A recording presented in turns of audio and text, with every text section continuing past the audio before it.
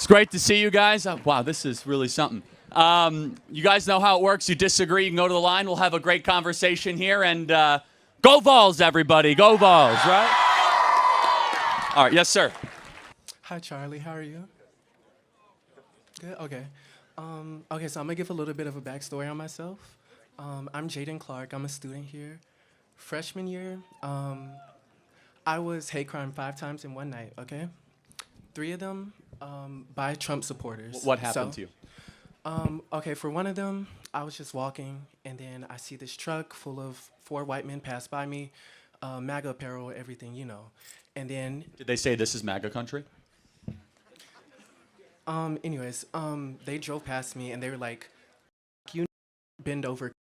Okay, so they said the N-word on campus to you? Well, yes. Oh, yeah? Okay, so what happened to them when you reported them? I didn't report them. Oh, really? Okay, so maybe it didn't happen. Okay, anyways. I don't believe you. I'm being honest, I don't believe you. Okay. I think you're making it up. Okay. Anyways. I refuse to believe that somebody on this campus would go around and sheepishly call you the N-word. I refuse to believe that. I think you're lying. Anyways, next instance, they threatened to rape me and then just drove off. Hold on, so a bunch of Trump guys who are largely white heterosexual males then also threatened to rape you? Different group of people, but yes. All in one night? All in one night, sir. I think you're making this up. Okay, that's fine. But what evidence do you have for this? Do you have like corroborating witnesses? Do you have cameras? Do you have license plate numbers? Because now we're talking about crimes. Threatening to rape you is an intent of a crime. Did you go to the police? You file a police report? You hire an attorney? You sue the school? Did you go to the civil rights office? Do you file a civil rights complaint? Did you do any of that? Because you should. Okay. No, did you? Tell me, yes or no? I did not, but Why? I'm not going to argue with you. No, but you're coming in front of 2,000 people to say it. Why did you Right. not go to the university and say this happened? Okay, because how would I report them? Anyway, there's would I hotlines report? all over this campus. You guys have nothing but like, if something happens to you, I think you're making this up. I think you're doing this to try to make a point. Okay. I don't think there's any evidence. I can promise you, God as my witness, I am not. Anyways. No, but seriously, why don't you today commit? Let's do this. I'm going to show you the university official, and why don't you go file a Department of Education complaint, and let's find these terrible people that did this to you. Can we agree? Okay. Okay. I'll think about and by the that. way, we'll be able to look at security camera footage, and we'll see.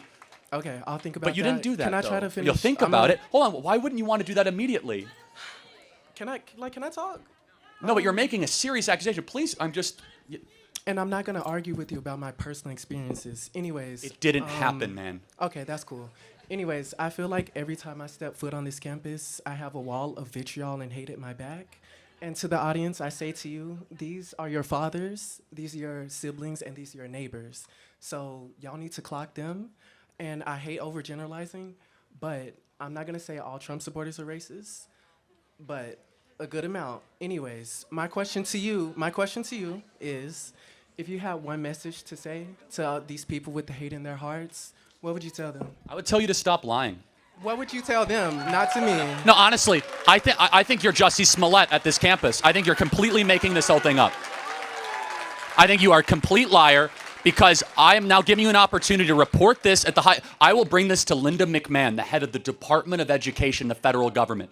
I will make sure these people are arrested by Kash Patel, the head of the FBI. And you'll say, oh, I'll think about it. Because you're making this up. You're doing this for a political purpose. So will you, no, seriously, Kash Patel will get involved. Yes? It's a hate crime. That's not acceptable. Okay. Well, hold on. No, will you do this or not? That's really cute, Charlie, but I'm trying to give you the opportunity to alleviate hate within this group of people who have a shared ideology. But hold on a second. There's no hate. There's just love of America here in this audience. That's all that's here today, okay? That's all that's here. But back to you. I heard your accusation. I'm now going to go to the University of Tennessee and tweet this and say, hey, this is a serious accusation. I want the governor to get involved, by the way. Okay. The governor's getting involved. I'm going to call Marsha Blackburn. I'm now going to call Big Haggerty. I know all these people, and we're going to find out really quickly if you're telling the truth or not, because you just came in front of 2,000 people, and we're going to go bring in the police. We'll bring in the FBI, because what you just said is unacceptable. You said Trump supporters called you the N-word. That is no place in America, and they threatened to rape you. That is no place in America. But you know what else is no place in America? Lying and saying it happened to you. So we'll find out really quick if you're telling the truth or not. That's cool, but like, can you answer my question though? If you... My message to everyone in the audience, keep loving America. Okay. But What about loving no, your neighbor? just so you know, this is going to become a very big issue. We're going to put this on social media because nowhere in America should you be allowed to go in front of a microphone with no evidence, no willingness to report, no likelihood to talk to police and say, oh, this happened to be at night, and ruin the reputation of half the country and say that they wanted to go rape me and call me the N-word. That is gross. Okay. Thank you for your time. Thank you. You'll be hearing from a lot of institutions, and if you did indeed lie, you will be civilly liable for smearing this university publicly for a very big number. We'll find out if you're telling the truth. Thank you. Thank you. That's really cute. Make sure you add me, Jaden Clyde. I will. Thank you. Hope you have a good lawyer. Thank you. Oh, yeah, here's my visual. Hold on one second. And I have a petition. Raise your hand if you're progressive. No? We have one. I love this school. This is Oh a my great school. goodness. I love this place. You don't have a lot of allies here. It's going to be a tough crowd. Well, my name is Davin Damien. I am non-binary. I am here with the Alliance. Hold on one sec. Can I interrupt you? Yeah. Guys, hold on one sec. So we outnumber, what's your name again? I'm sorry. Davin Damien. Davin. We outnumber Davin. That's unusual on a college campus. However, let's do something that liberals never do to us. Let's give him, I think, courtesy. Courtesy that we don't give them. How about that? Okay. So is everyone cool with that? All right. So let's not heckle. Let's not interrupt. Let's be the ambassadors for freedom of speech. Cool. Okay. Please continue. I must say thank you. Thank you for that, Charlie. So I'm here with the Alliance of Male Feminists, defending women's bodies. My main question is, why are you so obsessed with legislating women's bodies? It seems like you've made it your life mission to remove the choice of the woman, and I just want to know why that is. Okay, so your advocacy is male feminists for women's bodies, Yeah, right? her body, so, her choice. Got it. So maybe we can come to some common ground then, before we talk about abortion. Would you then agree with our position as conservatives that biological women should not have to share locker rooms with biological men? Because your position is all about her body, her choice. I think for the sake of argument, I'll say yes. Okay, great. Okay, I'm okay with that. So let me again give you a further example. Okay. So therefore, you would agree that in sports settings, especially youth sports, but all sports, Tennessee's own Riley Gaines, for example, when she went to go compete at University of Pennsylvania and had to share a locker room with a biological man, that was wrong because her as a female should be able to have a private space without men coming in there, right?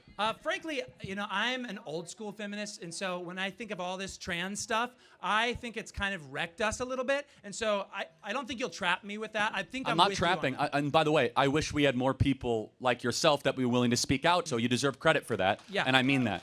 Okay. Now, so we did find common ground on that. So now I want to actually approach the issue that you came here. So you're accusing me of wanting to Legislate women's bodies. Okay, so do you mean legislate control over women? Yeah. Specifically with abortion? Taking away her right to choose. Got Yeah, it. Okay. yeah. So I'm sure if I ask this question, the answer will be no. But you would say, does a mother have the right to kill her child? Not kill, but what I'm trying to raise awareness right now is that we need to abolish child neglect laws because that forces women to use their bodies even with babies. Now, I'm not saying they should be allowed to kill babies, but I'm saying they should be allowed to let nature just take its course. For example, I'm just saying, we are saying that it's survival of the fittest, and what I'm saying is I think that the MAGA fascists, I think you all are winning because you at least are trying to be consistent on the life issue. But what I'm saying is we need to be as progressive consistent. That's why I've got this petition here to get people to see that we must abolish child neglect laws if we're going to be consistent that it really is her body and her choice. So I think you're doing a very good job exposing the hypocrisy of left. I could tell that this is a shtick, and I will say it's very effective, and I tend to agree with where you're trying to go. What he, they, them, whatever, is saying is the following, which is to abolish child neglect laws is the furthest extrapolation of a pro-abortion view. Which That's consistent. Of course, no, and I don't know what you actually believe, but your satire can sometimes lead you towards truth, and you should show show the poster. What he's saying, in a way, is that in order for the left, he doesn't actually believe this. This is a shtick. Yeah, okay, got if it. you say Fine. so. Yeah, but what he's doing is trying to prove a point that if you are pro-choice, then therefore you should also get rid of child neglect laws, because it means you actually don't care for the baby, whether it be in the womb or outside of the womb. We are forcing women to use their bodies. Sure, got it. So, very good. Thank you, and best of luck with your petition. So I have two questions. My first one is, if Jesus fed people for free, taught people for free, and healed people for free, why don't we do the same? Churches should. Churches should? Okay. But why can't we do that on a more systemic level through government programs? Hey, maybe private companies with all of their record profits. Why hasn't Elon put up some of his own private money to help end homelessness? Because homelessness is not a money problem. Homelessness? Tell that to homeless people then. I have. I say, you know what? Almost every single one of them has either mental problems or drug disorders. It is not a matter of lack of capital. It's that they should either be in an asylum or they're doing hard drugs and they don't want to stop. We have homelessness. The asylums that Ronald Reagan defunded? The asylums that Ronald Reagan Yes, if we want to talk about bringing back asylums, I'm all for that. I have an entire political party I would put in an asylum. Okay. Then we... All right. My second question is about Mahmoud Khalil. He was a legal immigrant with a green card, with a wife and a baby on the way, exercising his free speech rights. So my question is, if legal immigrants aren't safe, then who is? American citizens. But he is a green card holder here legally. It doesn't matter. Doesn't matter? Yes. He's not a U.S. citizen. How does it not matter?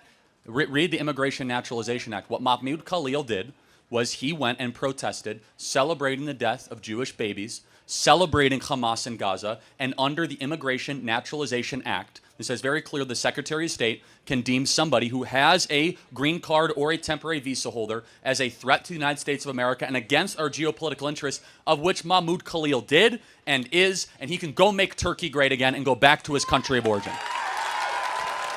He's from Palestine, not Turkey. Well, he jumped around the Middle East a lot. But the point being, do you believe that being here in America here is a right or a privilege? Is a right and a privilege. You have a right to be here? Yes, I believe anybody has a right to movement to wherever they want. So you would get rid of all borders? Yes. So when you land from an international flight at JFK Airport, no passport checks? Nope. Thank you for so bluntly telling us your view. I'm a dirty commie, so yeah. Yeah. Oh, actually, yeah, that would be my third question. What is your definition of socialism? Well, in the theoretical, the abstract, or the practical?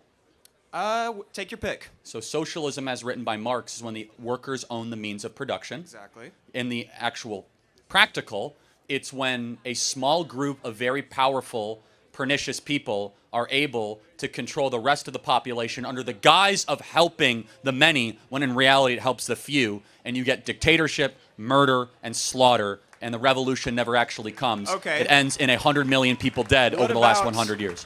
What about American companies that function as worker cooperatives, which are effectively socialism in practice?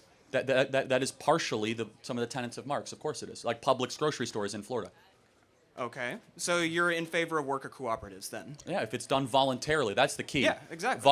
I would agree. For example, in a church, if you go to a church and everyone says we're going to go share this meal, that's a voluntary cooperation. But socialism is not hinged on voluntarism.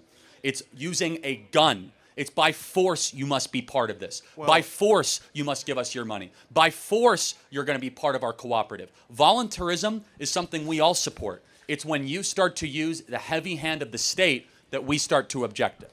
I agree. I'm not here to defend Cuba, China, the USSR, or any of that. Or Vietnam, or No. Laos, or Cambodia, So, or Rhodesia, or Zimbabwe. so basically, if we can agree that voluntary worker ownership of the means of production If they so choose. Okay. It can work. It also can fall apart. There's plenty of instances where it does, because the problem is that the incentive structure sometimes for innovation with voluntary cooperatives is not always very strong or robust. But No. yes, in a market, you're allowed, for example, I have no problem with the Amish living the way they do in Pennsylvania. Neither do I. Yes, however, I do have a problem saying we're going to force you to live like the Amish. That's where we disagree. No, I agree Well, with you. I'm saying, but where socialism has played out over the last 100 years. Yes, some people have interpreted socialism Yes, that but way, yes. so for you, as a true socialist, you should go get a bunch of your buddies and friends, go out into the countryside and go live as socialists. See how long you last. Would you be in favor of tax cuts and loopholes to people who want to start a worker cooperative and exist as a worker cooperative in a market? I mean, I would give tax cuts for all people, but if they want to do that voluntarily in a market economy, knock yourself out. Okay, so we've agreed. I think so. But here's the point. The question, will you, though, as a socialist, go out and live your value system? Will you go and, say, hey, I'm not going to own any stuff. 10 friends of I are going to go, we're going to grow our own There's food. a difference between personal property and private property when it comes to socialist theory. Okay, so, but Personal property is things like your toothbrush, your clothes. I would even go so far as to say your house. Can I have 2 houses? It depends. It depends. That's a So if very I have a second house, complicated you might just question. take- you might That's just a very take it away. complicated question that I It's necessarily actually don't really have an it's answer not for that you right now. complicated. If you earned it, you get it, not complicated. That's our view, right? You get what you earn. And the problem with socialism is that it is against my favorite word in the English language, earn. We believe that you should be able to receive No, what you I earn. agree with you. As a socialist, I think you should be able to keep what you earn. Marx's critique Which he was was of, right of about the some stuff. hyper-wealthy stealing the wages of hard-working people who are trying to earn. Let me tell you what Marx got right, and then let me tell you where I think he was wrong, because I've actually read and studied Marx. Marx is correct that market forces can alienate people from their humanity. That he was very right about that. Yep. And you walk into like your average corporation, sometimes it's like the most soulless place you ever walk into. What he was wrong about, though, was the state of human nature. That we believe humanity, we as conservatives and Christians, were generally not so good as human beings. Marx believed humans were really good and that we're being polluted and contaminated by the societal forces around us. Racism, misogyny, capitalism, all these forces are caused. So we have to strip down all of these external forces, and we'll be able to live as in wonderful harmony in the hills. And I would agree with that. Okay, and so that's we think that's insane that human beings are naturally good. Secondly, the idea of Wait. yeah, we think Marx saying that he wasn't saying that people are naturally good once you remove all these things. The fact that racism, sexism, all these other isms exist is proof of the fact that humans, yes, do have a tendency towards evil, bad behavior. well, and that's not what whatnot. Rousseau believed. So Rousseau was the foundational baseline for Marx, right? So Jean-Jacques Rousseau. Yeah, Rousseau. So Rousseau was the one who argued that it's human beings that are naturally good, and we don't have a proclivity towards this stuff. And what we will agree is that there is a problem with widespread alienation of human beings and market forces. It's a big problem.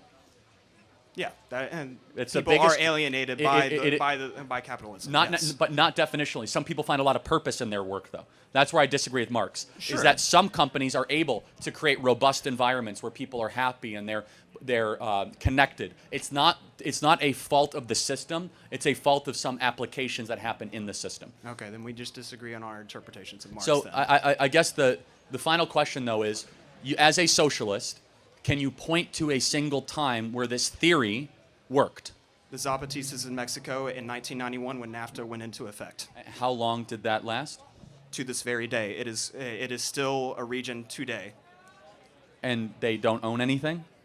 They collectively own their property. Okay, I have to look at that example. I mean, I would point to the Zapatistas, Rojava in Syria is an autonomous zone that has existed autonomously in spite of the Syrian civil war that's been going on there. And again, I would point to American and other businesses in other countries that function as worker cooperatives. That's socialism at work. Granted, they are in a capitalist. we would they say are in it's a capitalist. voluntarism, yeah. They are in a capitalist market. how do you reconcile the Soviet Union, Chinese Communist Party, Pol Pot? How do you reconcile the failures of socialism last 100 years?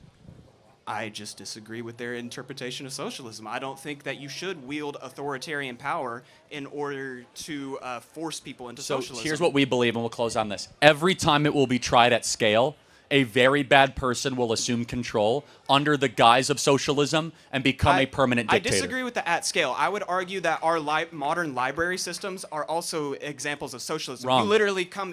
Someone's in charge. I can literally walk into Hodge's library over here, check out a book for free, and they trust me to First bring of all, it back. it's not free. Someone paid for that book. It's called the taxpayers, so it's not free.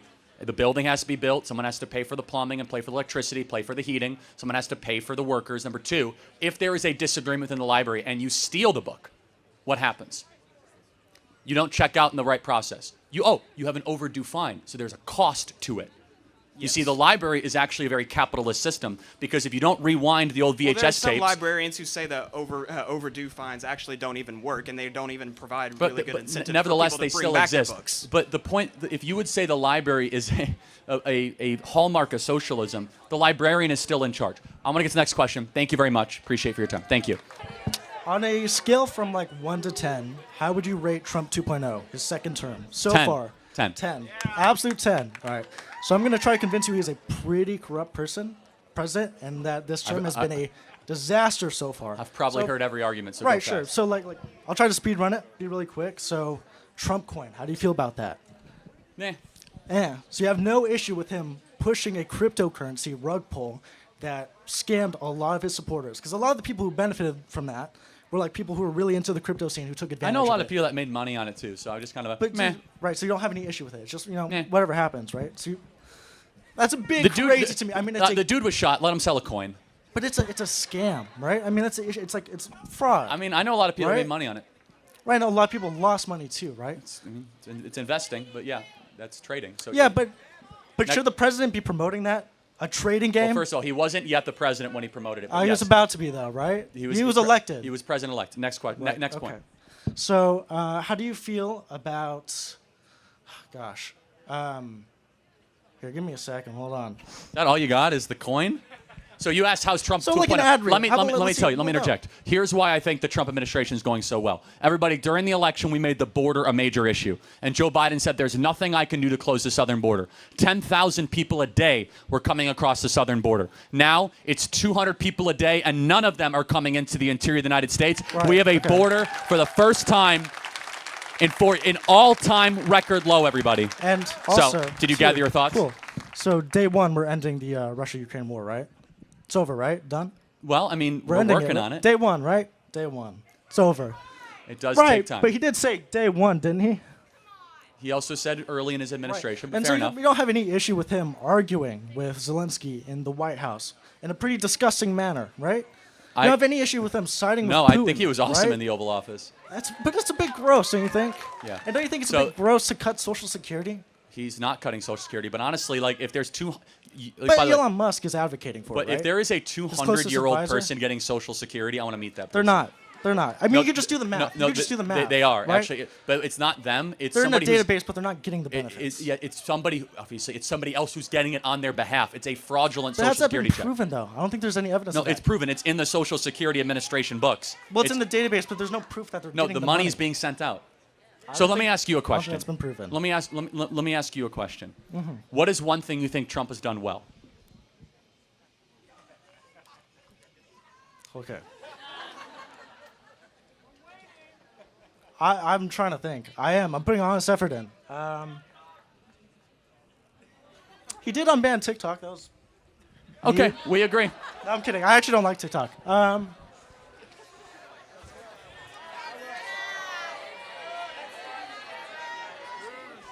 Let me close with this. I got a next question. Okay.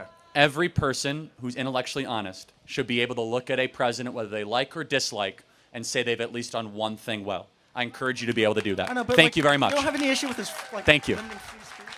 All right, so my question for you is, all right, so if a museum has a ship, right, and they replace all the parts in the ship while they're repairing the ship, and is that still the same ship? Or alternatively, if they went and took the original parts, put them all back together into another ship, which is the original ship? Is this your job? No, not quite. More of a hobby, more of a hobby, like golf. How do you feed yourself? Like, how do you sustain yourself? Oh, lots of plunder, all that. So this is your shtick. You go around and do this. A bit of a hobby, I run a club, The people love it. Your little pin there says abortion pills by mail. Tell me more about that. Oh, no, I don't care to talk about that. I care to talk about the ship of Theseus, matey. Which one is the ship of Theseus? That is my real question. So you've made your point. Well, like what point? Like I'm asking you a question. I'm not tracking it, but to explain to me though, like, so you go to college campuses and just do this entire thing? No, I go here. Oh, you go here. I'm a student. Oh.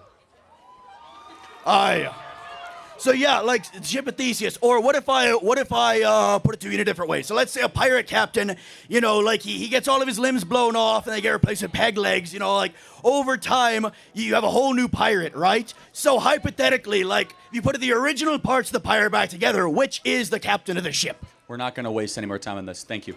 All right, thank you very much, matey. Hold on. Thank you.